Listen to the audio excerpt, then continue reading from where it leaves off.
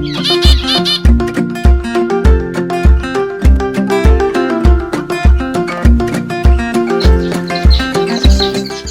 society finches ay isang unique type of finches na hindi matatagpuan sa wild. Sila ay actually breed in captivity ng mga mga Hapon at mga Chinese para gamitin as foster sa ibang mga ibon.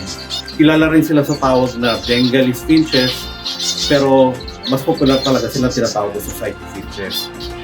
Ginamit dyan yung mga sharp-tailed finches na krinos sa mga Asian Munias.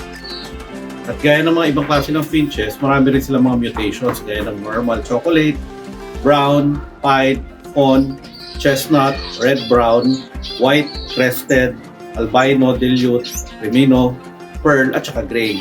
So yan yung mga kulay na matatagpuan nyo.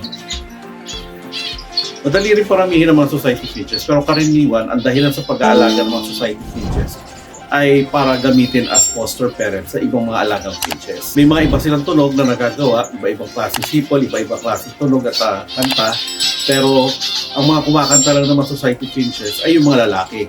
Nakikita niyo sila minsan na tumatalon-talon o kumakanta sa harap ng mga female na society finches.